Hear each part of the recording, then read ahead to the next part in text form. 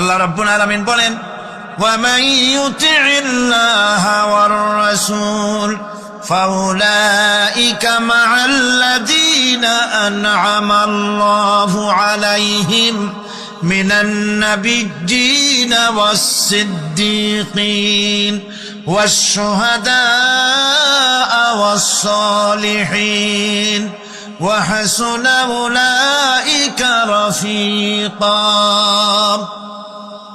আর যে ব্যক্তি আল্লাহ এবং রাসূলের আনুগত্য স্বীকার করলো, নিঃসন্দেহে সে অনুগ্রহপ্রাপ্তদের সঙ্গী হলো। সেই অনুগ্রহপ্রাপ্ত কারা? নবীগণ। 4 শ্রেণীর লোক। কয় শ্রেণী? বলেন সবাই, কয় শ্রেণী?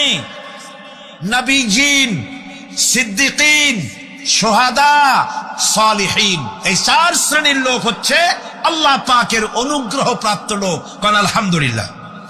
এরাই হলো অনুগ্রহপ্রাপ্ত দল। এখন নবী কারা? নবী হচ্ছেন যারা নাকি আল্লাহ পাকের কাছ থেকে ওহী প্রাপ্ত হয়েছেন, নিখিল মানুষের চিরন্তন শান্তি এবং কল্যাণের জন্য আল্লাহ পাকের নিকট থেকে সত্যের বিধান লাভ করেছেন। তারাই হচ্ছেন নবী, যারা আল্লাহ পাকের কাছ থেকে ওহী প্রাপ্ত হয়েছেন। আর নবীরা হচ্ছেন মাসুম, নবীরা হচ্ছে বেগুনাহ। নবীদের কোনো ভুল নাই, নবীদের কোনো গুনাহ নাই। কোন সুবহানাল্লাহ। এই পৃথিবীর মধ্যে সুপার কোয়ালিটির মানুষ, সর্বশ্রেষ্ঠ মানুষ কারা? নবীরা। সর্বশ্রেষ্ঠ মানুষ কারা? এখানে আবার এক শ্রেণীর লোকেরা বলে যে নবীরে মানুষ কোয়া যাবে না। আছেন এমন লোক, নবীরে মানুষ কোয়া যাবে না। কেন? কয় না নবীর সম্মান কত। আচ্ছা, নবীরে মানুষ বলবো না তো বলবোটা কি? নবীরা কি ফেরেশতা?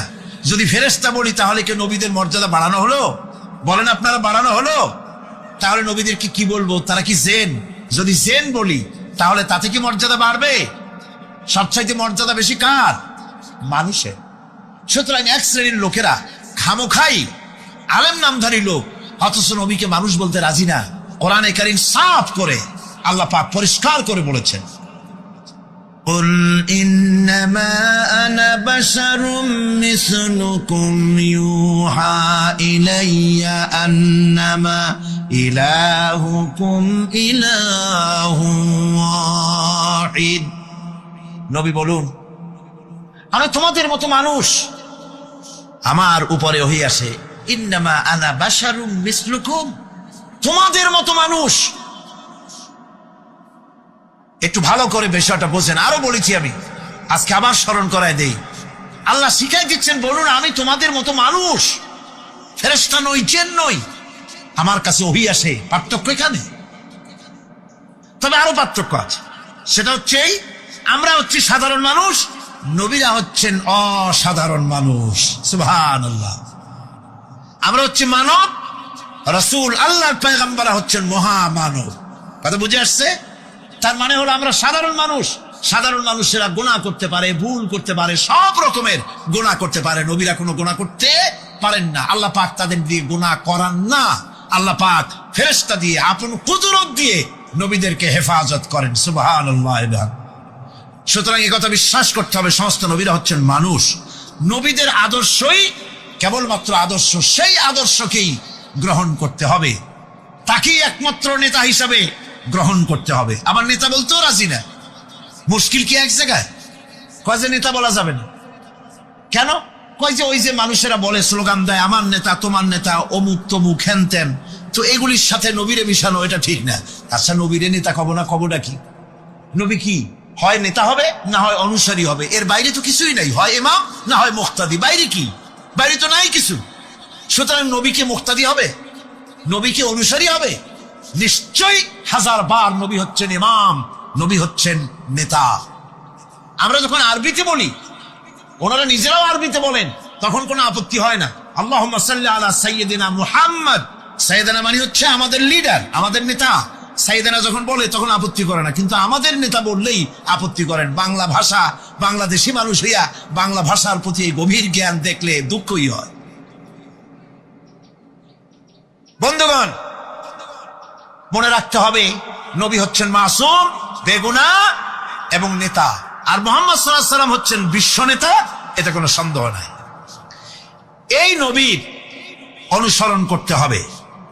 সিদ্দিকিন হচ্ছে সত্যকে যারা উদার উন্মুক্ত অকুণ্ঠ চিত্তে দ্বিধাহীন ভাবে যারা গ্রহণ করেছে, এর বিপরীত যারা করেই নাই, তারাই হচ্ছেন সিদ্দিকীন।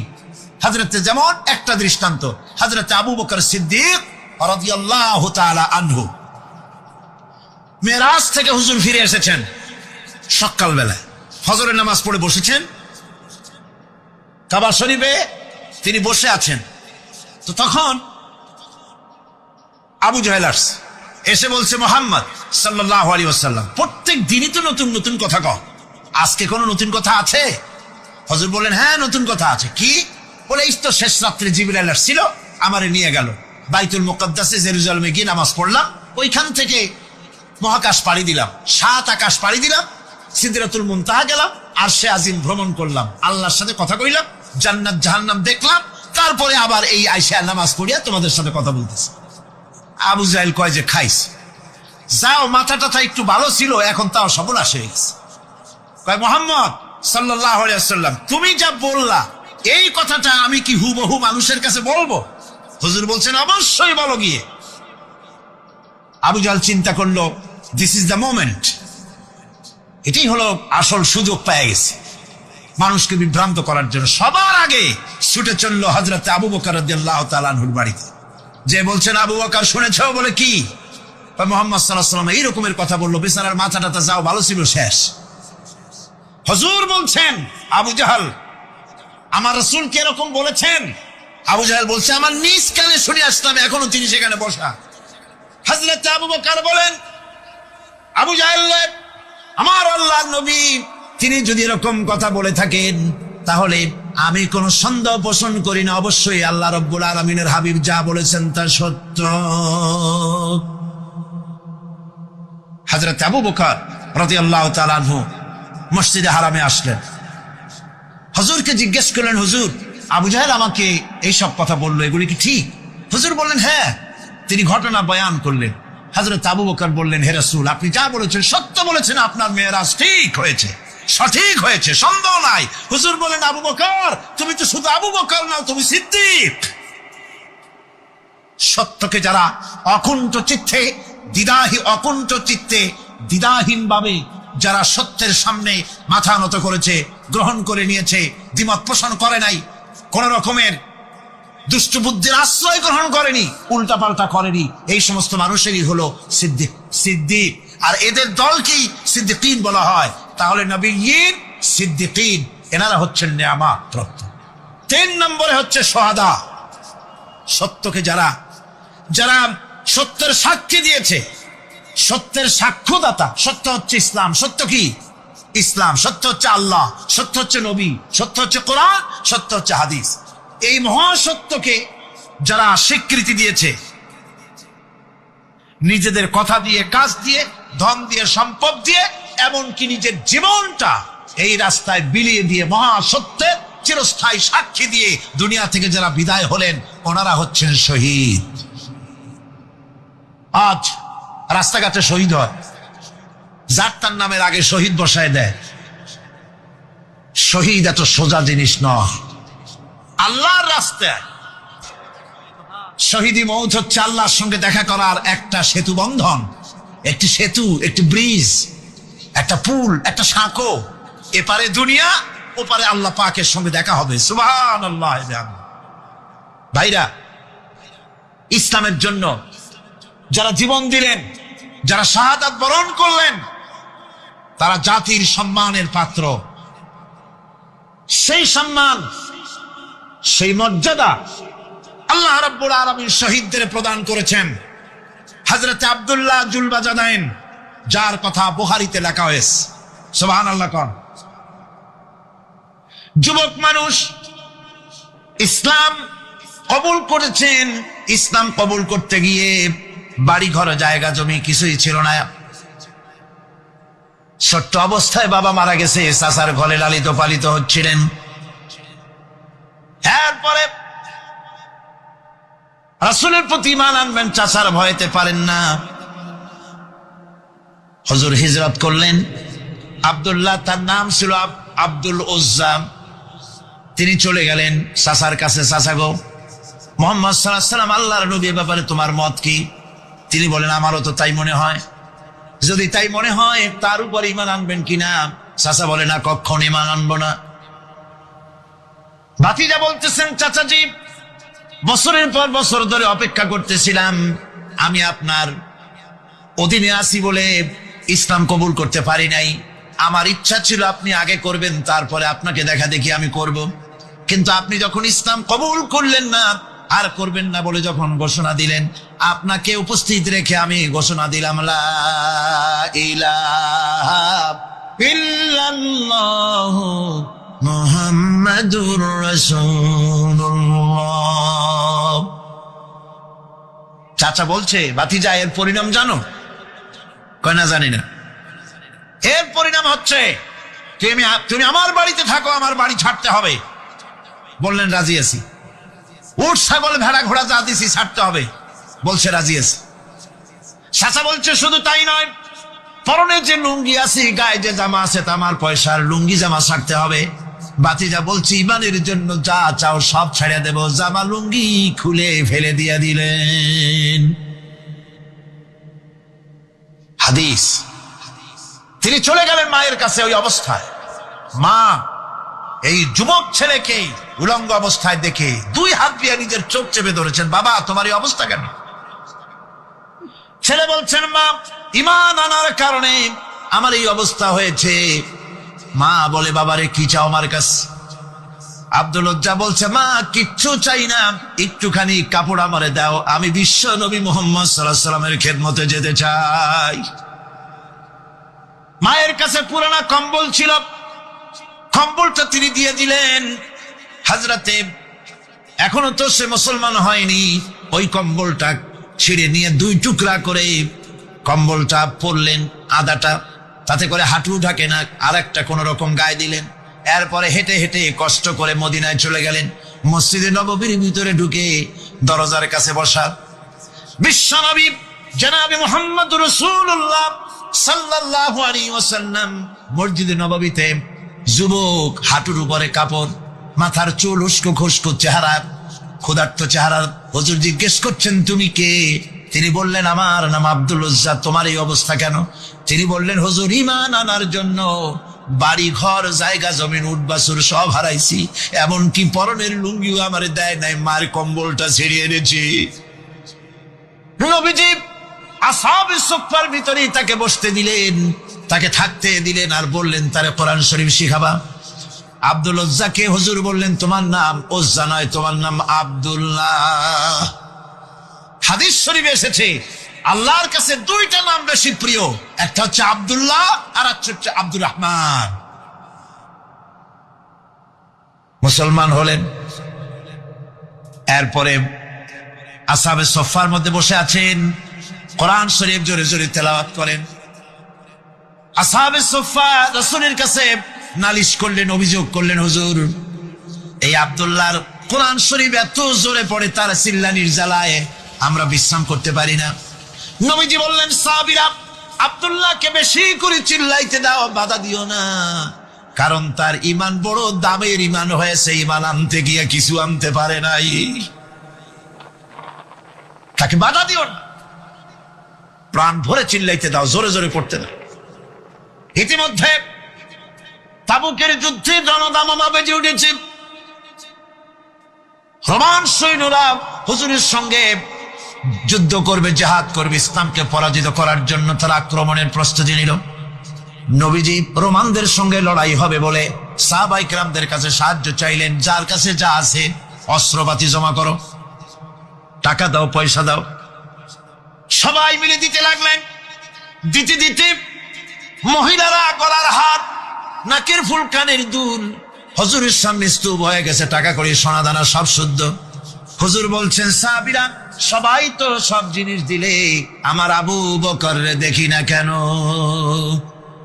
হযরত আবু বকর রাদিয়াল্লাহু তাআলা আনহু একটা পিলারের আড়ালে দাঁড়ানো ছিলেন। হুজুরের ডাক শুনে তিনি আসলেন, হাতে ছোট্ট একটা থলি, চোখে পানি। থলিটা হুজুরের হাতে তুলে দিলেন। হুজুর থলি ছাড়লেন, দেখা গেল কয়েকটা দিরহাম আর কয়েক কেজি গম, আর কিছু নাই। হুজুর তাকালেন, দেখছেন আবু বকর রাদিয়াল্লাহু তাআলা আনহু চোখের পানিতে দাড়ি ভিজে ভিজে পড়তেছে। হুজুর বললেন, আমার সাহাবীরা, আজ তোমরা সকলে মিলে যে দান করেছো, সেই দানের তুলনায় আবু বকর যে দান করেছে আল্লাহ রাব্বুল আলামিনের কাছে তা বেশি মূল্য হয়েছে। মনের মধ্যে অনেকের প্রশ্ন জাগলো, কেমন করে তা হলো? আমরা এত এত দিলাম। হুজুর জিজ্ঞেস করলেন, ও সাহাবী, তুমি কত দিয়েছো? বাড়ি কত আছে? তিনি বললেন, এত দিছি, এত আছে। তুমি কত দিয়েছো, কত রেখে এসেছো? প্রত্যেকে এরকম বলল।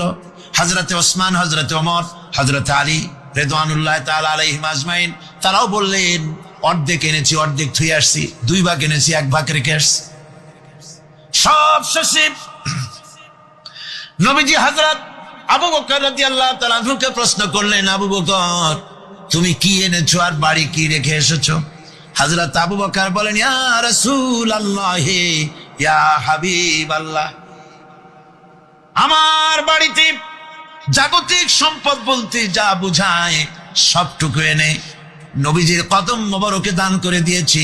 আবু বকরের ঘরে এখন আল্লাহ আর তার রাসূল ছাড়া কোনো জিনিস বাকি নাই, যা ছিল সব এনেছি। হুজুর জিহাদে রওনা হলেন 30,000 সৈন্য সাথে, 30 সহস্র সৈন্য নিয়ে নবীজি তাবুকের দিকে চললেন। পথের মধ্যে হযরত আব্দুল্লাহ এসে হুজুরের সামনে দাঁড়ায় গেছেন।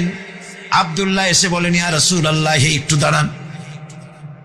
এই জিহাদে মেয়ে লোক পুরুষেরা সাহাবীরা সবাই প্রাণ ভরে দান করলো, কিন্তু আমি এমন এক বান্দা, আল্লাহর কিছুই দিতে পারলাম না। আমার তো দেওয়ার মতো কিছুই নাই হুজুর, আমার দেওয়ার মতো কিছুই নাই। তবে আমি আপনার কাছে দোয়া চাই, আপনি দোয়া করুন, আমি যেন এই যুদ্ধে, এই জিহাদের ময়দানে আমি যেন শহীদ হতে পারি। নবীজি বললেন, একটু বাকল নিয়ে আসো গাছের। একটা গাছের বাকল আনা হলো। এই বাকলটা হুজুর নিজ হাতে আব্দুল্লাহর হাতে বাঁধা দিলেন আর বললেন, রব্বুল আলামিন, আমি আব্দুল্লাহর রক্ত কাফেরদের জন্য হারাম করে দিলাম। হযরত আব্দুল্লাহ কেঁদে যাচ্ছেন, বলছেন, ইয়া রাসূলুল্লাহ, আমি চাইলাম শহীদ হব, আর আপনি আমার রক্তকে কাফেরদের জন্য হারাম করে দিলেন। হুজুর বলেন, আব্দুল্লাহ, এখন যদি তোমার মৃত্যু জ্বরের ভিতরে হয়, আল্লাহ রাব্বুল আলামিন তোমারে শাহাদাত নসিব করে দিবেন। তাবুকের ময়দানে হুজুর চলে গেলেন।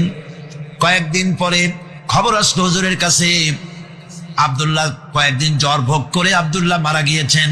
হুজুর বললেন, তার জানাজার ব্যবস্থা করো, কাফন দাফনের ব্যবস্থা করো। ব্যবস্থা হয়ে গেল। রাতের বেলায় দাফন হবে। একজন লোক কবরের কাছে দাঁড়ায় টিম টিম করে একটা আলো নিয়ে দাঁড়ায় আছে, আর একজন লোক কবরের ভিতরে নেমেছেন। 2 ব্যক্তি লাশ 2 হাতে উঁচু করে নিয়ে আসতেছেন কবরের কাছে। যিনি কবরের ভিতরে দাঁড়ানো, তিনি বলতেছেন, লাশ বহন করে তোমরা যে 2 জন আনতেছো, লাশের সাথে খবরদার বেয়াদবি করো না, তোমাদের ভাইয়ের সঙ্গে আদব করো। এই বলে কবরের ভিতরে যিনি দাঁড়িয়েছিলেন, তিনি লাশটারে ধরলেন। কবরের ভিতরে দাঁড়ায় তিনি লাশ ধরেছেন, লাশকে কবরে শোয়াই দিয়েছেন। তিনি আর কেউ নন, তিনি বিশ্ব নবী মুহাম্মদুর রাসূলুল্লাহ। নিজের হাতে হযরত আব্দুল্লাহকে শোয়াই দিলেন। লাশ বহন করে যে 2 জন আনলেন, তার একজন হলেন হযরত আবু বকর, আর একজন হযরত ওমর রাদিয়াল্লাহু তাআলা আনহুমা। আর আলো নিয়ে যিনি দাঁড়িয়েছেন, টিম টিম করে জ্বলতেছেন, তিনি হযরত বেলাল। কবরের ভিতরে হযরত আব্দুল্লাহকে শুইয়ে দিয়ে উপরে মাটি দিয়ে নবীজি কবরের 2 দিকে হাত দিয়া আল্লাহ রাব্বুল আলামিনের দরবারে ফরিয়াদ তুললেন, রব্বুল আলামিন, আমি আজকে সন্ধ্যা পর্যন্ত এই আব্দুল্লাহর প্রতি রাজি ছিলাম, খুশি ছিলাম। আল্লাহ গো, তুমি আব্দুল্লাহর প্রতি রাজি হয়ে যাও। হযরত ইবনে মাসউদ রাদিয়াল্লাহু তাআলা আনহু পাশে দাঁড়ানো ছিলেন। চিৎকার দিয়ে কেঁদে কেঁদে বললেন, আয় আল্লাহ তাআলা, এই কবরের ভিতরে আজকে আব্দুল্লাহর লাশটা না হইয়া যদি আমার লাশ হতো, আমার ভাগ্যটা খুলে যেত। শহীদের মর্যাদা আল্লাহ পাকের কাছে সব থেকে বেশি। এই শহীদের পথ নিয়ামত প্রাপ্তদের পথ। যারা নিয়ামত পেয়েছে পৃথিবীতে, নবীজিন, সিদ্দিকিন, শুহাদা, এরাই হচ্ছেন নিয়ামত প্রাপ্ত। আল্লাহর রাস্তায় জীবন দেওয়ায় যে মজা, পৃথিবীতে আর কোনো কিছুতে সেই মজা নাই। হযরত ওমর রাদিয়াল্লাহু তাআলা আনহু দোয়া করতেন, আল্লাহুম্মা রযুকনি শাহাদাতান ফি সাবিলিক ওয়াজআল মাউতি ফি বালাদি রাসূলিক। আয় আল্লাহ, তুমি আমাকে শাহাদাতের মত আমাকে দান করো। শাহাদাতের তামান্না প্রত্যেকটি মুসলমানের ভেতরে থাকতে হবে। শহীদ হওয়া যাবে ইসলামের জন্য। সময় হয়তো আসতে পারে, হয়তো এমন সময় আসতে পারে যখন কোরআনের মর্যাদাকে টিকে রাখার জন্যে, সুন্নতে নববীকে টিকে রাখার জন্যে জান দেওয়া লাগতে পারে। তখন কি আপনারা জীবন দিতে পারবেন? আর অভিশপ্ত পথভ্রষ্টদের পথ আমরা চাই না, আমরা পরিহার করে চলবো। এটা একটু আদাও বটে। যারা অভিশপ্ত, যারা পথভ্রষ্ট, ওরা কারা? মাগদুব এবং দল্লিন। মাগদুব হচ্ছে অভিশপ্ত, দল্লিন হচ্ছে পথভ্রষ্ট। দুনিয়ার সমস্ত মুফাসসিরিন, মুহাদ্দিসিন সব একমত, মাগদুব হচ্ছে ইহুদিরা। মাগদুব কারা? বলেন না কারা? আর দল্লিন, অভিশপ্ত কারা? খ্রিস্টানেরা। বলেন কারা? একটুখানি জোরে সোরে দরুদ শরীফ পড়েন। সালাতুন ইয়া রাসূলুল্লাহ আলাইকুম, সালামুন ইয়া হাবিবাল্লাহ আলাইকুম। এই পৃথিবীর 1 ইঞ্চি মাটির জন্য, দেখেন না শহরে কি করে, বাড়ির পাশে বাড়ি উঠাইছে, 1টা ইঞ্চি জমি ছাড়বে না। হায় হায়। আর একজনের রাস্তা পাক আর না পাক, জমিন ছাড়বো না। অন্যের জমিন দখল করায় কি মজা পায়। হায় হায়। অন্যের জমিন নেওয়ার জন্য পাগল হয়ে যায় মানুষ। দুনিয়াকে ভালোবাসে। 1 কাঠা জমির জন্য, 1 আঙ্গুল জমিনের জন্য মামলা মোকদ্দমা, জজ কোর্ট, হাইকোর্ট, সুপ্রিম কোর্ট, তারপরেও ছাড়ে না। ঠিক না? এই জমিনটা এত ভালোবাসলেন, এত মামলা মোকদ্দমা করলেন, এই জমিনের 1 ইঞ্চিও খেতে পারবেন না, বরং মরে দেখেন জমিন হা করে আপনাকে গিলে ফেলে দেবে। আপনার হাড্ডি গুড্ডি গুস্ত সুদ্ধা মিশে যাবে এই মাটিতে। পৃথিবীকে ভালোবাসে কোনো লাভ নাই।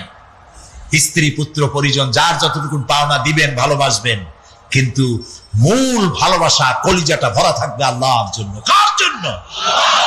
স্ত্রীর ভালোবাসা স্ত্রীকে দিবেন, মায়ের শ্রদ্ধা, বাপের শ্রদ্ধা, সন্তানের ভালোবাসা আলাদাভাবে দিবেন।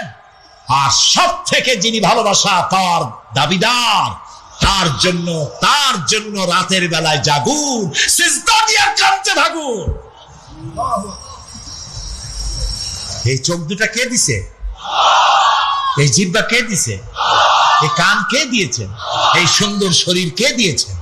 বলার তৌফিক, শোনার তৌফিক কে দিয়েছেন? এই হক আদায় করতে গভীর রাত্রে জাগতে হবে। পাইকারি দরে ঘুমায়েন না, একটু জাগুন। শেষ রাত্রে উঠুন, শেষ রাত্রে জেগে প্রেম করুন আল্লাহর সাথে।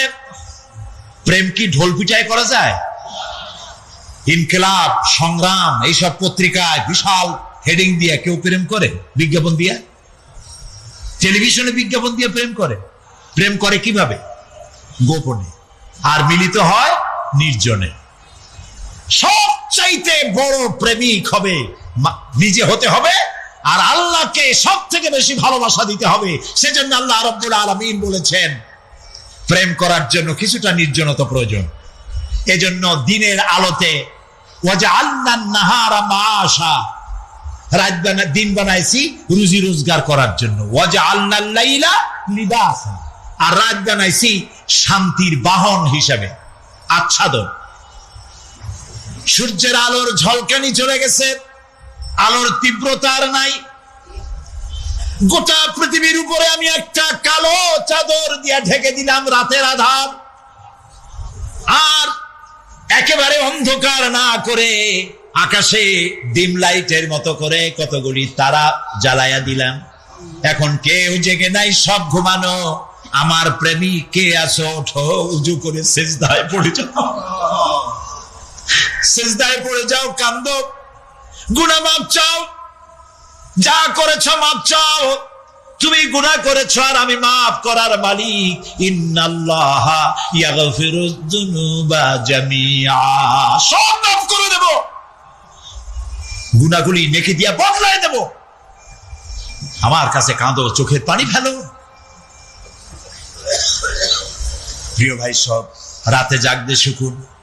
রাসূলুল্লাহ বলেছেন ওর থেকে ভালো স্বামী আর দুনিয়ায় নাই। কে বলেছেন?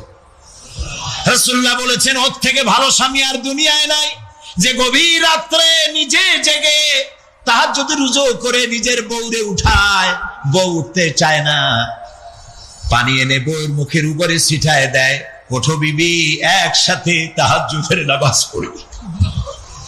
রাসূলুল্লাহ বলেছেন ওর থেকে ভালো বউ পৃথিবীতে আর নাই, যে বউ রাতের বেলায় ঘুমের থেকে জেগে তাহাজ্জুদের রুজু করে, স্বামীরে উঠাইতে চেষ্টা করে, ওঠে না, উজুর পানি স্বামীর চেহারায় ছিটায় দেয় আর বলে স্বামী ওঠো একসাথে তাহাজ্জুদের নামাজ পড়ি। এই পৃথিবীতে আমাদের ভালোবাসা যেন শেষ না হয়, এক জান্নাতে যেন থাকতে পারে। কাঁদো, ওঠো।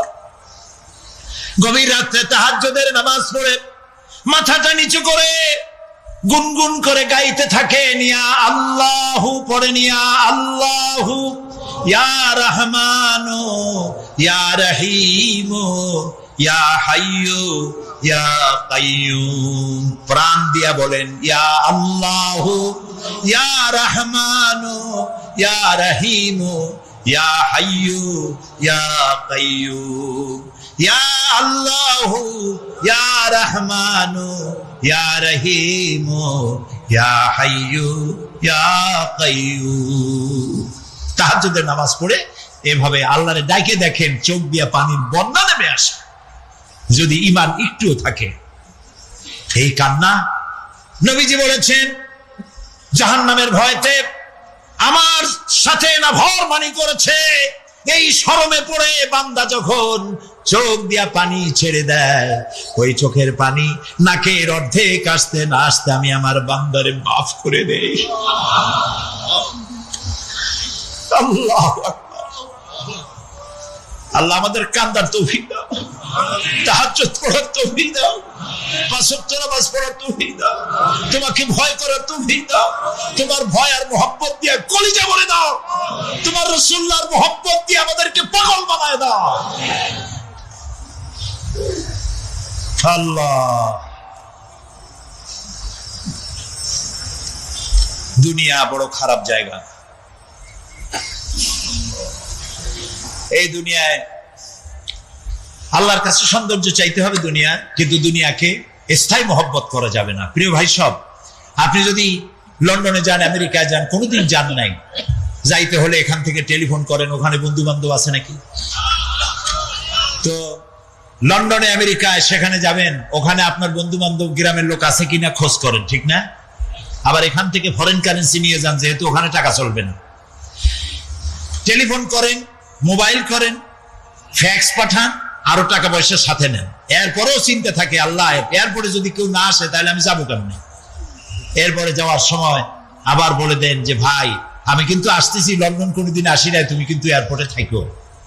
একটা বিদেশে যাওয়ার জন্য এত প্রস্তুতি নেন, তো সব জায়গায় বন্ধু বান্ধব কেউ না কেউ তো আছে, কিন্তু আমরা এমন একটা দেশে যাব যেখানে কেউ নাই, ফরেন কারেন্সি চলে না, গ্রামের লোক নাই, বাবা নাই, বন্ধু নাই, মা নাই, কেউ নাই।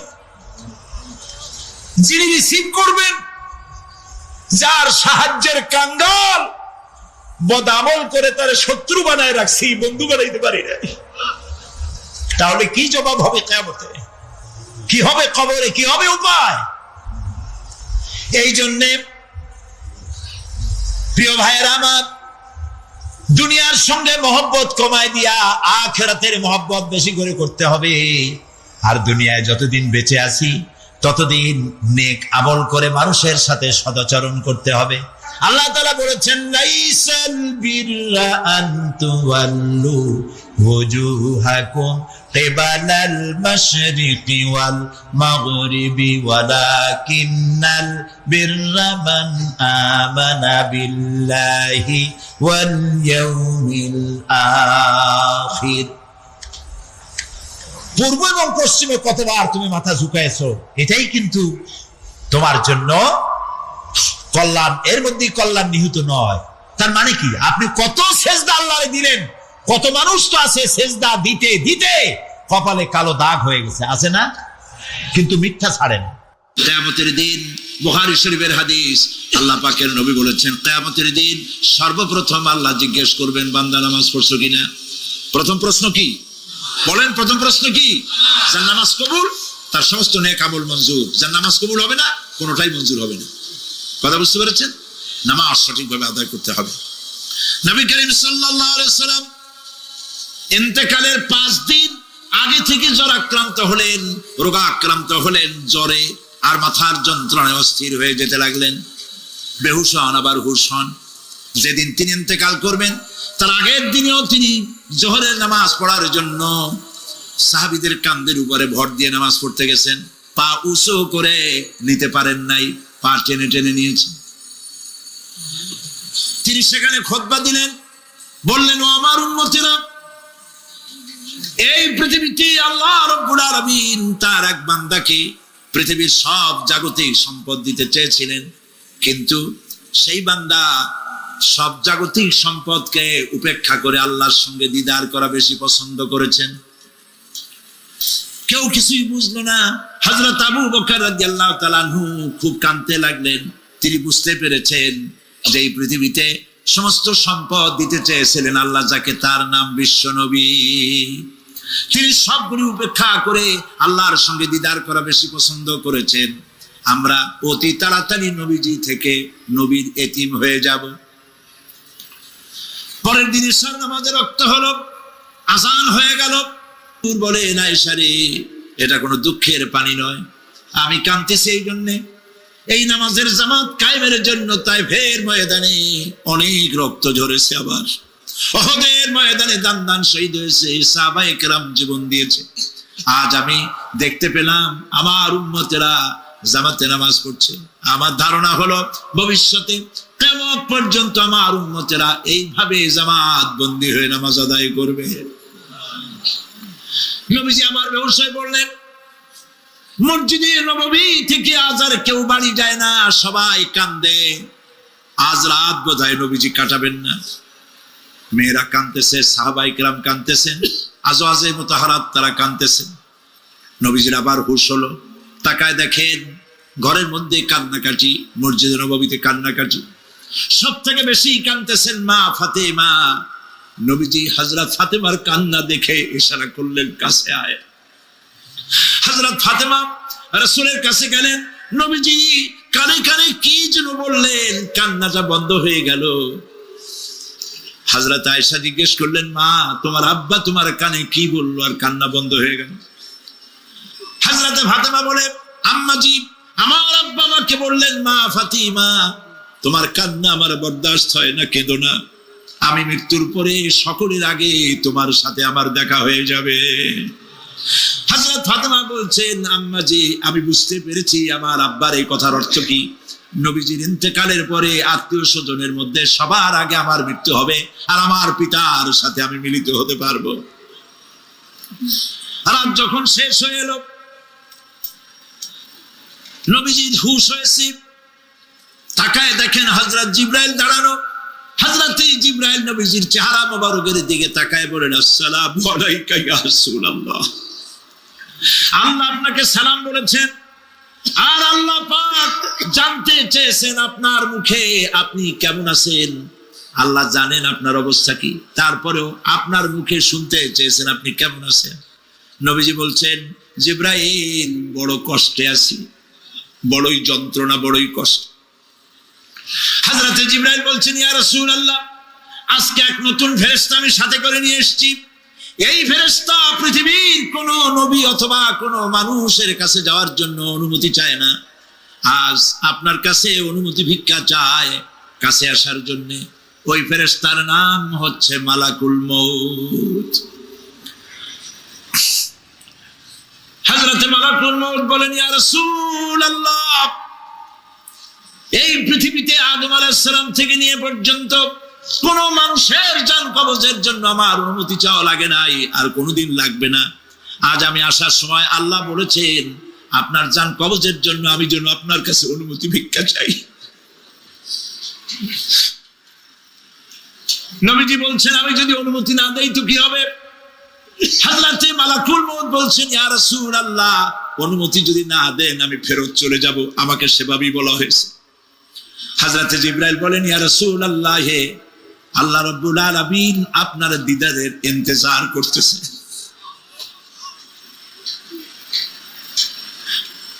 নবীজি বলছেন মালাকুল মউত, তুমি জান কবজের কাজ শুরু করো।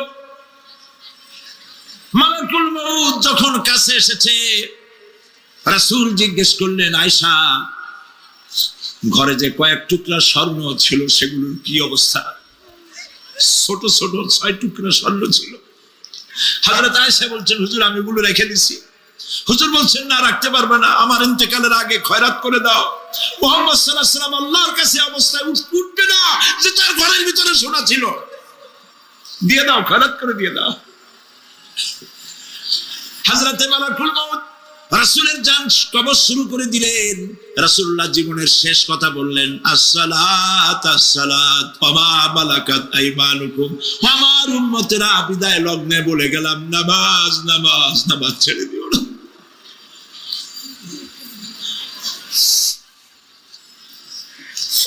প্রিয় ভাইরা, নবী করিম সাল্লাল্লাহু আলাইহি ওয়াসাল্লাম জীবনের শেষ কথা বলে গেছেন নামাজ। সেই নামাজে আমাদের যত সব অবহেলা, স্ত্রীকে নামাজ পড়ান, বউকে নামাজ পড়ান, ছেলে মেয়েকে নামাজ পড়ান।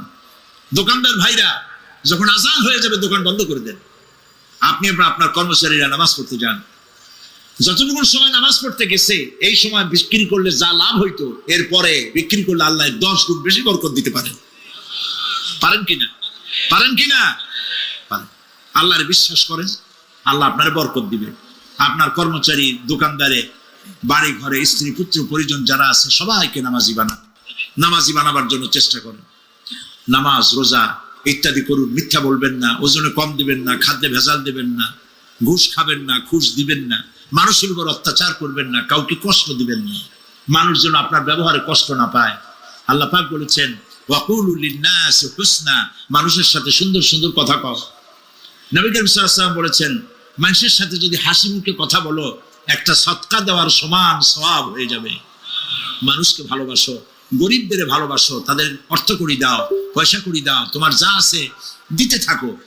কুয়ার পানি যত উঠাবেন তত কুয়ার পানি ভালো থাকবে, আর পানি উঠাবেন না কুয়ার পানি পচে যাবে। এই জন্য আল্লাহর রাস্তায় পয়সা যত ইনকাম হচ্ছে খরচ করতে থাকেন, আল্লাহ পাক দিতে থাকবেন। আল্লাহ পাক বলেছেন যে সদকার মালকে আল্লাহ বৃদ্ধি করে দেন, আর দান সদকা যারা করে না, যাকাত দেয় না, তাদের মালকে আল্লাহ ধ্বংস করে দেন, হালাক করে দেন। এগুলোর দাম নাই, অশান্তি বাড়বে। বউ কথা শুনবে না, সন্তানাদি কথা শুনবে না, মামলা মোকদ্দমা, অশান্তি আর অশান্তি। আর আল্লাহর পথে থাকুন, আল্লাহ শান্তি বাড়ায় দেবেন। আমরা বলি আমিন। প্রিয় ভাই সব, আমি কিছু আলোচনা আজকে আল্লাহ পাক যা করাইছেন এগুলি যেন আল্লাহ আমারে আমল করার তৌফিক দেন।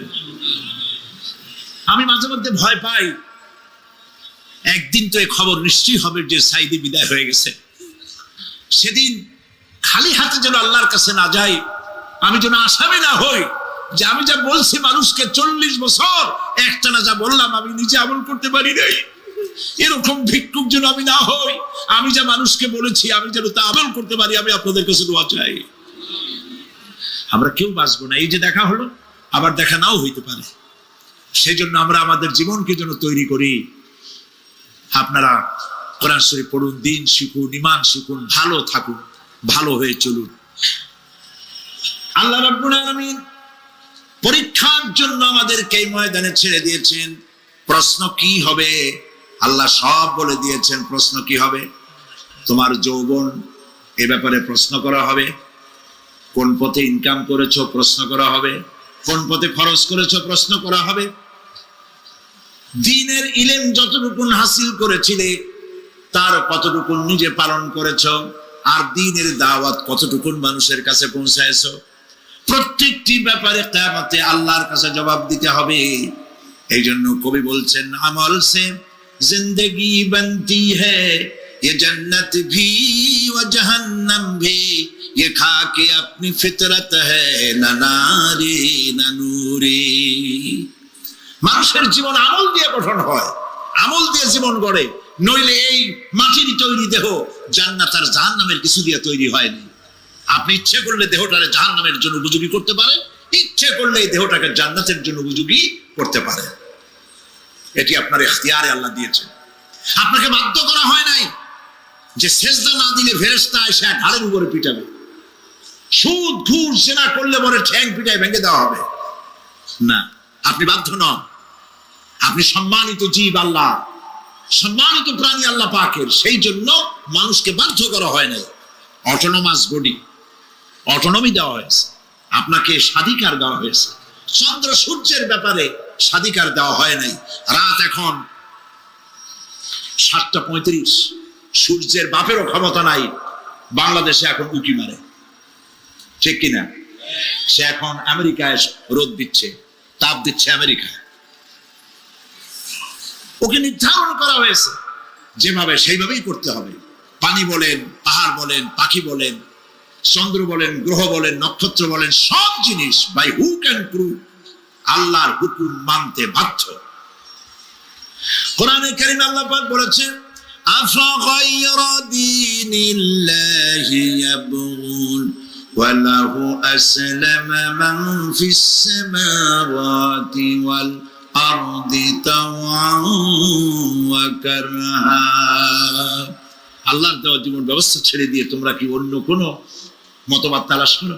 ওয়ালাহু আসলামা মান ফিস সামাওয়াতি ওয়াল আরদ, অথচ আকাশে যা আছে, জমিনে যা আছে, সব আনুগত্যের মস্তক আমার সামনে অবনত করে দিয়েছে। সুবহানাল্লাহ। মানুষকে আল্লাহ পাক ইখতিয়ার দিয়েছেন, ইচ্ছে করলে মাহফিলে আসতে পারেন, ইচ্ছে করলে সিনেমায় ঢুকতে পারবেন, অসুবিধা নেই। অসুবিধার জন্য কিয়ামত, ওখানে হিসাব হবে। এখানে আপনি সূর্য চন্দ্র ফেরেশতা, ফেরেশতারও কোনো মাজাল নাই, কোনো ইখতিয়ার নাই আল্লাহর হুকুমের বাইরে কিছু করে। আল্লাহ যা করতে বলেছেন তাই করতে হবে, এর বাইরে এক চুলও নড়তে পারবে না। কিন্তু মানুষেরা করতে পারবে। মানুষ ইচ্ছে করলে নামাজ রোজা ছাড়তে পারে, ইচ্ছে করলে আল্লাহর অমান্য করতে পারে। এটা তার বিচারের জায়গা না, এটা হলো পরীক্ষার জায়গা। এটা কিসের জায়গা?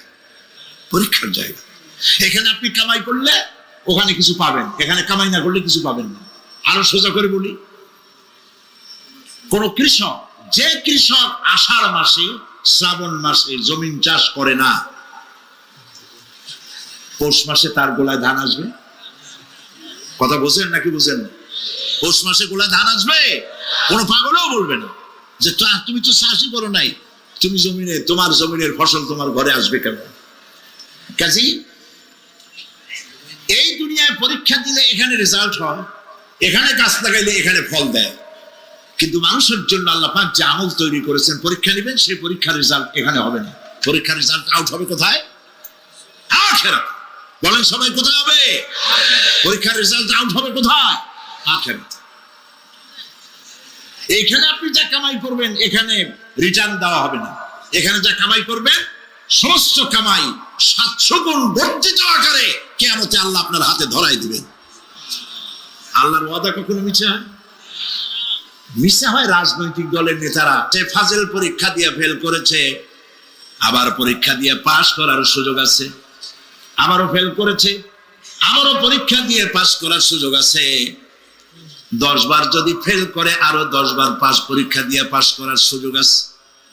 কিন্তু কিয়ামতের দিন আল্লাহ রাব্বুল আলামিনের জীবনের পরীক্ষায় কোনো মানুষ যদি আল্লাহর আদালতে ফেল করে বসে একবার, দ্বিতীয়বার পরীক্ষা দেওয়ার আর কোনো সুযোগ নাই।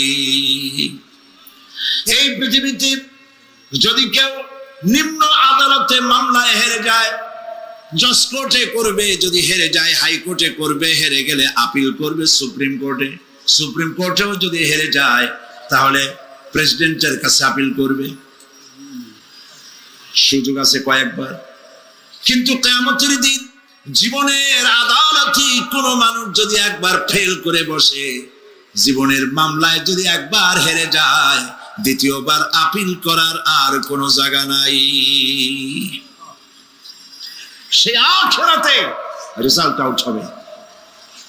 আমরা সব মরে যাব, আমরা সব কি হব? সব মরে যাবে। আল্লাহ পাক আমাদেরকে উঠাবেন। আবার মানুষকে কবরে রাখার সময় আমরা কি বলি?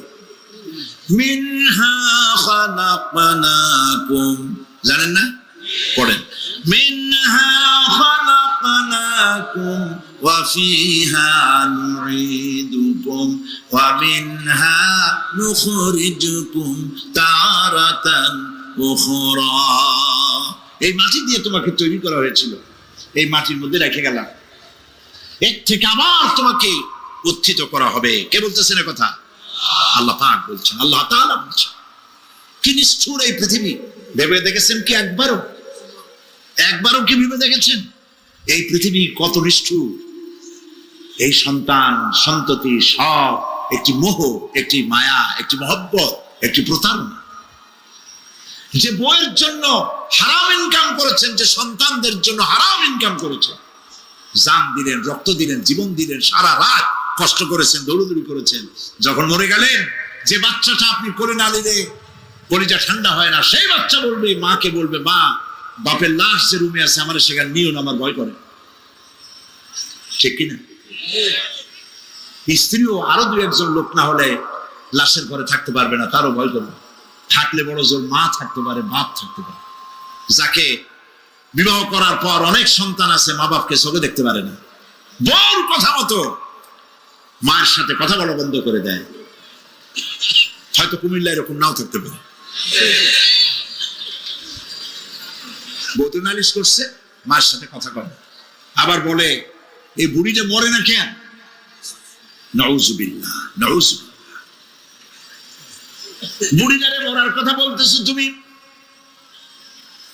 তোমার ছোট্টবেলায় যখন তোমার টাইফয়েড হয়েছিল, অসুখ করেছিল, গরিব বাবা, বাড়িতে ল্যাপ নাই, খাতা নাই, তোষক নাই, সেই জায়গায় মা তার কাপড় বিছায় দিয়া বুকের উপরে নিজের শরীরের উষ্ণতা দিয়া বাঁচায় রাখার চেষ্টা করেছে, নিজে না খেয়ে খাওয়াইছে, অসুখ সারে না। মা ওই মুমূর্ষু বাচ্চার সেরানে তার মাথার কাছে বসে তাহাজ্জুদের নামাজ পড়ে কোরআন শরীফ তেলাওয়াত করে, চোখ দিয়া পানি পড়ে আর বলতে থাকে, রব্বুল আলামিন আমার জীবনটারে দিয়া আমার কলিজার টুকরা সন্তানটারে বাঁচাইয়া দাও। যেই মা নিজের জীবন দিয়া সন্তান বাঁচাইতে চাইলো, সেই সন্তান আজকে বউ পাইয়া মাকে ভুলে যায়, মায়ের সাথে খারাপ ব্যবহার করে। আল্লাহ রাব্বুল আলামিন বলেছেন, মা বাবার সঙ্গে খারাপ ব্যবহার করো না, ভালোবাসায় কথা বলো। ওয়াকুল লাহুমা কাওলান কারীমা, সম্মান সূচক কথা বলো। মা বাবার জন্য দোয়া করো আমার কাছে। কে বলতেছে? আল্লাহ তাআলা বলছেন, দোয়া করো আমার কাছে এই ভাষায়, রব্বিরহামহুমা কামা রাব্বায়ানি সাগীরা। পড়েন সবাই, রব্বিরহামহুমা কামা রাব্বায়ানি সাগীরা। আয় আমার রব, আমার মা বাপ যেমনে ছোটবেলায় আমাকে অত্যন্ত যত্ন করে লালন পালন করেছে, আল্লাহ তাআলা তুমি দয়া করে আমার মা বাপকে তোমার রহমতের করে লালন পালন করো। সুবহানাল্লাহ। প্রত্যেক নামাজের পর সকলে এই দোয়া পড়বেন, মনে থাকবে? মনে থাকবে? প্রিয় ভাই সব, সেই কিয়ামতের মাঠে আমাদেরকে উঠতে হবে, আল্লাহর দরবারে উঠতে হবে। সেই সময় আমাদেরকে কেউ উপকার করবে না। يوم لا ينفع مال ولا بنون, সম্পদ আর সন্তান সন্ততি কোনো কাজে লাগবে না। মা তার সন্তানকে চিনবে না, সন্তান তার মাকে চিনবে না, বাপ তার সন্তানকে চিনবে না, কেউ কাউকে পরিচয় দিবে না। কি মারাত্মক অবস্থা! মানুষ চরম অসহায় হয়ে যাবে। চতুর্দিকে ফেরেশতার আনাগোনা, সূর্য মাত্র 1 হাত উপরে, প্রচন্ড তাপ নিয়ে সূর্য অবস্থান নেবে, মাথার চান্দি ফেটে গিয়ে গুনাহগারের মাথার মগজ গলে গলে পড়তে থাকবে। পিপাসার যন্ত্রণায় জিহ্বাটা ঝুলে কুকুরের মতো করে নাভিস্থল পর্যন্ত ঝুলে পড়বে। কেউ উপকার করবে, কেউ জিগাবেও না। অনেক লোক আছে পীরের কাছে মুরিদ হয় আর মনে করে পীর সাহেব তারে কিয়ামতে সুপারিশ করবে। অসম্ভব। আয়াতুল কুরসির মধ্যে আমরা পড়ি মান যাল্লাযী ইয়াশফাউ ইনদাহু ইল্লা বিইজনিহি। কে আছে এমন, কার হিম্মত আছে আল্লাহ পাকের বিনা অনুমতিতে কথা বলে? সুবহানাল্লাহ বলে। কোথার পীর কোথার খাজা বাবা হারায় যাবে। ইব্রাহিম আলাইহিস সালামের মতো পয়গম্বর কি মনে করে আল্লাহর খলিল। ইব্রাহিম আলাইহিস সালাম আল্লাহর কি? আল্লাহর খলিল। আল্লাহর খলিল কিয়ামতের দিন বলবেন আল্লাহ পাক, আয় আল্লাহ তাআলা, আমার বাপের কাছে আমার একটা ওয়াদা ছিল, আমি সুপারিশ করব তার জন্য, তুমি দয়া করে আমার বাপকে জাহান্নাম থেকে ক্ষমা করো, আমি তার জন্য সুপারিশ করতেছি। আল্লাহ তাআলা বলবেন, ইব্রাহিম তোমার সুপারিশ মঞ্জুর হলো না। কথা বুঝতেছেন না? বুঝতেছেন না? ইব্রাহিম আলাইহিস সালাম যদি বাপের জন্য সুপারিশ করতে না পারে, ইব্রাহিম আলাইহিস সালাম তিনি যদি তার বাপের জন্য সুপারিশ করিয়া যদি ব্যর্থ হন, আপনার পিসাব কোন কামে লাগবে চিন্তা করেন। নবী করিম সাল্লাল্লাহু আলাইহি ওয়াসাল্লামকে প্রশ্ন করা হয়েছে, হে রাসূল আপনার আব্বা আম্মার অবস্থা কি হবে? কথা কি শোনেন নাকি? আপনার আব্বা আম্মার অবস্থা কি হবে? নবী করিম সাল্লাল্লাহু আলাইহি ওয়াসাল্লাম বলেছেন, আমি আমার আব্বা আম্মার কোনো উপকারে আসব না।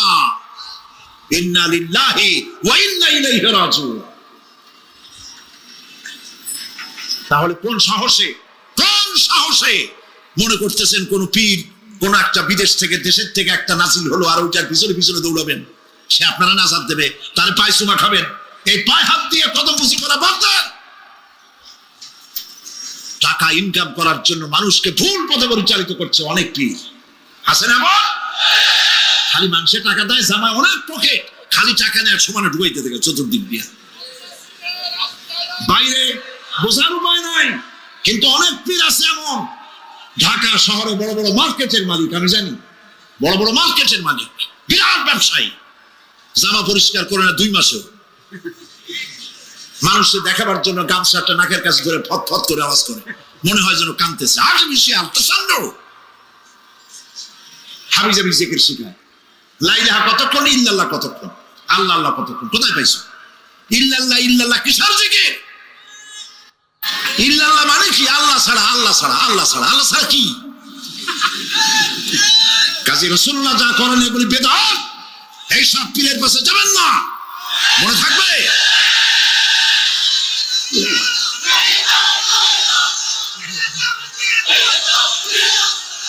প্রিয় ভাই সব, কিয়ামতের দিন আপনার আমল, একমাত্র আমল আপনাকে বাঁচাইতে পারবে।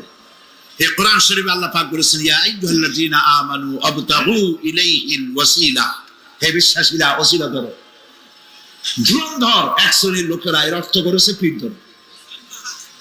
দুনিয়ার কোন তাফসীর, যত মুফাসসির পৃথিবীতে জন্মগ্রহণ করেছেন, কোন মুফাসসির এটা বলেন নাই আবতাগু ইলাইহিল ওসিলার মানে হলো পীর ধরো। বরং সমস্ত তাফসীর মুহাক্কিকিন বলেছেন আবতাগু ইলাইহিল ওসিলা আয় আমলে সালেহ, নেক আমলের ওসিলা ধরো। সুবহানাল্লাহ, নেক আমলের ওসিলা ধরো। প্রিয় ভাই সব, ধান্দাবাজি ছাড়তে হবে। কিয়ামতের দিন মানুষ একেবারে অসহায় হয়ে যাবে, কেউ সাহায্য করবে না। সেই দিন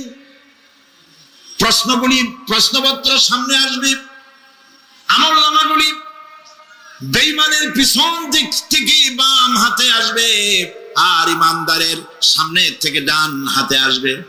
আমলনামা হাতে পাওয়ার সঙ্গে সঙ্গে বেঈমান বুঝে ফেলবে তার জায়গা কোথায়। কলিজা তখন গলার কাছে চলে আসবে। সত্য ছিল একসাথে। মনে করেন এই মাহফিলের মধ্যে, মনে করেন এখানে সন্ত্রাসী আছে, খুনি আছে, ওয়ান্টেড, মোস্ট ওয়ান্টেড আসামি এর মধ্যে আছে, ধরা যাচ্ছে না অনেক মানুষের মধ্যে। হঠাৎ করে অর্ডার হলো যে ভিতরে এসবিআইবি ঢুকিয়ে দেওয়া হয়েছে, গোয়েন্দা বিভাগের লোক ঢুকিয়ে দেওয়া আছে, সন্ত্রাসী মোস্ট ওয়ান্টেড যারা আছে বেরিয়ে পড়ো, এক পাশে চলে আসো। তখন অবস্থাটা কি হবে তাদের? মজা লাগবে? পায়ের রক্ত মাথায় উঠে যাবে, চোখ দিয়ে রক্ত পড়া শুরু করবে। সমস্ত মানুষ একসাথে ছিল হাসরের ময়দানে। হঠাৎ করে অর্ডার হয়ে যাবে, অন্তাজুল ইয়াউমা আইয়ুহাল মুজরিমুন, হে অপরাধীর দলেরা আলাদা হয়ে যাও। ইন্না লিল্লাহ, আলাদা হয়ে যাও। সমস্ত মানুষ সেখানে খালি পায়ে উঠবে, কারো পায়ে জুতা নাই, স্যান্ডেল নেই, পরনে কোনো কাপড় নাই, গায়ে কোনো কাপড় নাই, মাথায় কোনো আবরণ নাই। 50,000 বছর দাঁড়ায় আছি।